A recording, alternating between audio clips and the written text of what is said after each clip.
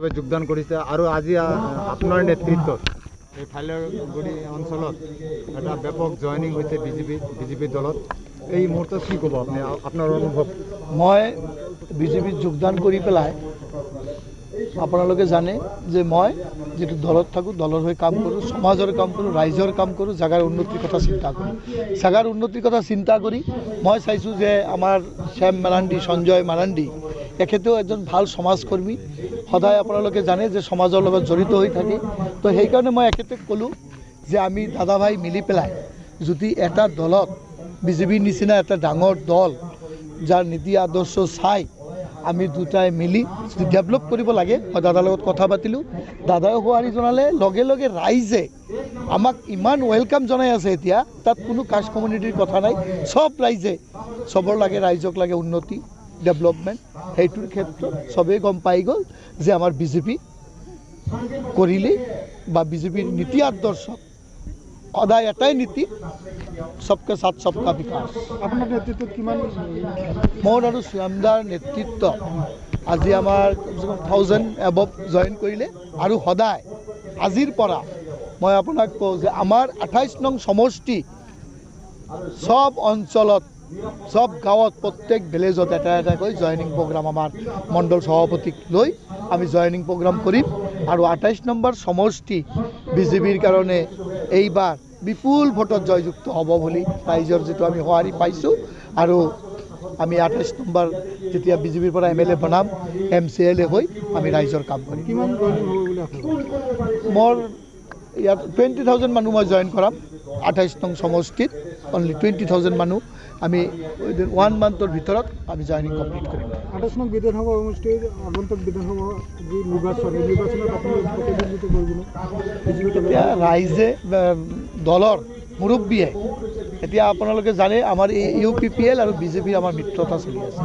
এতিয়া দলে ডিচিশ্যন ল'ব, দলে যেতিয়া ডিচিশ্যন ল'ব এইটো মই মোৰ পাতি ল'ব লাগিব, দলৰ কাম কৰিব লাগিব। আপুনি আশাবাদী? মই আশাবাদী বুলি নহয়, আজি মই 10 মাহ ইলেকশ্যন খেলিছোঁ। মই, আপোনালোকে জানে যে আমাৰ এইবাৰ কৰোণাৰ কাৰণে ইলেকশ্যনত কিমান কষ্ট হৈছে।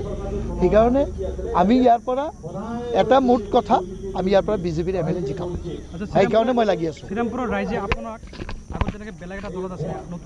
এতিয়া ৰাইজে আমাৰ 1 মাহ হোৱা নাই, আমি 24 তাৰিখত আমি শপত লৈছোঁ, 1 মাহ হোৱা নাই, কিন্তু ৰাইজৰ ইমান কাম কৰি আছোঁ, য'ত যি প্ৰব্লেম কমচে কম মই বিজেপি আমাৰ ষ্টেটৰ পৰাও ফাণ্ড আনি, BTCৰ পৰা ফাণ্ড আনি আমি ডেভেলপমেণ্টৰ কাম কৰি আছোঁ।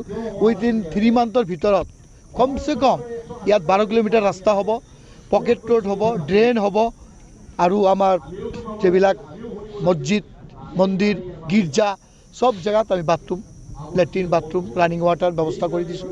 তো সেইকাৰণে আমাৰ ৰাইজে, মইতো ভাবোঁ ৰাইজে যিটো ভৰসাত মোক ভোট দিছিল, আগত যদি ৰাইজে মোক 12,000 ভোট দিছে, মই 2025ত যেতিয়া MCLA খেলিম, ৰাইজে মোক 24,000 ভোট দিব, এইটো খাটাং। Thank you. কিবা পদবীত আছিল এই মুহূৰ্তত মই ক'ব নোৱাৰিলোঁ। তো এটা দলৰ পৰা বাদ দি আজি আনুষ্ঠানিকভাৱে আপুনি বিজেপিৰ দলত জইন কৰিছে, কি ক'ব? মই যোৱা 2017 চনত 17 জুনত মই BPF দলত, ৰাজনীতি দলত যোগদান কৰিছিলোঁ কংগ্ৰেছৰ পৰা। মই এই কেইবছৰ BPF দলত কাম কৰি আছিলোঁ। আমাৰ শ্ৰীৰামপুৰ MCLA সজল সিংহ ডাঙৰীয়া যেতিয়া আমাৰ কংগ্ৰেছৰ পৰা জয়যুক্ত হ'ল, জয়যুক্ত হোৱাৰ পিছত এখেতে যেতিয়া বিজেপিত যোগদান কৰিলে, যোগদান কৰাৰ পাছত আমাৰ দুজনৰ আগৰে পৰা এটা ভাতৃত্ববোধ, ভাই বন্ধু এটা সম্পৰ্ক আছে। ক'লে দাদা, মই যেতিয়া এই অঞ্চলজনী উন্নতি কৰিবলৈ হ'লে, এই অঞ্চলখনে যদি কিবা ভালকৈ যদি কাম কৰিবলৈ এটা ভাল প্লেটফৰ্মৰ প্ৰয়োজন আছে, গতিকে মই কংগ্ৰেছ এৰি মই বিজেপিত যোগদান কৰিলোঁ। আপুনি যদি কৰে তেনেহ'লে আপুনি অলপ চিন্তা কৰিলে ভাল হয়।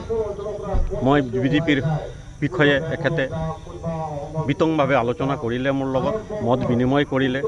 যেনেকৈ আজি নৰেন্দ্ৰ ডাঙৰীয়া বলিষ্ঠ নেতৃত্ব, ভাৰতবৰ্ষৰ এটা উন্নয়নমুখী এটা কাম আমি দেখিব পাইছোঁ, নিৰাপত্তা দিশে আমি দেখিবলৈ পাইছোঁ।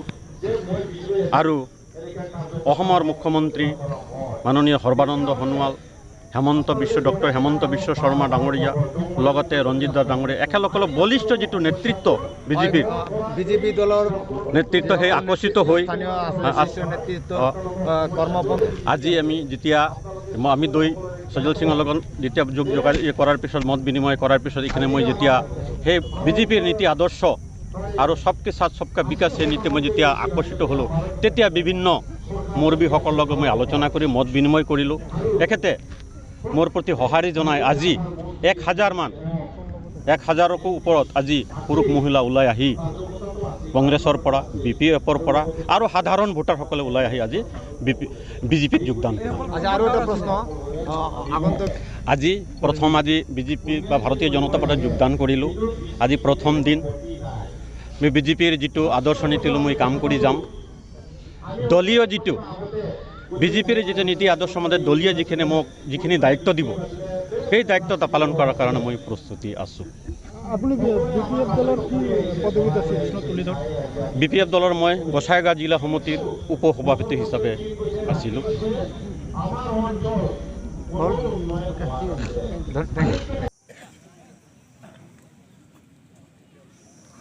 এতিয়া আমাৰ মাজত উপস্থিত আছে আমাৰ জিলা উপসভাপতি সন্মানীয় সুৰজ চন্দ্ৰ ৰায় ডাঙৰীয়া। তেওঁক আমি অনুৰোধ কৰিম আমাৰ সংগঠনৰ বিষয়ে চমুকৈ হ'লেও অলপ দাঙি ধৰাৰ বাবে। এইখিনি কৈ মই মাইক্ৰফোন তেওঁৰ হাতত তুলি দিছোঁ।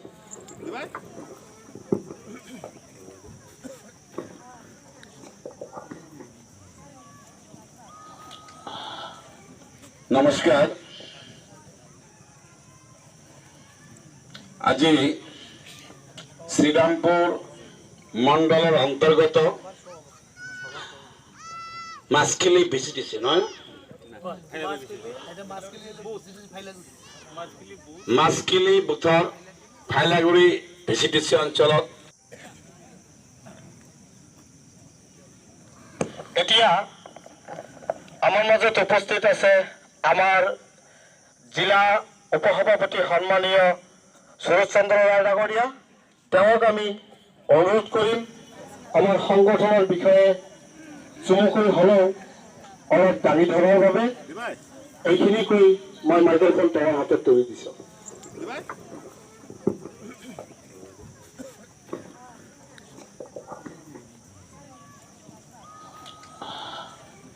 নমস্কাৰ।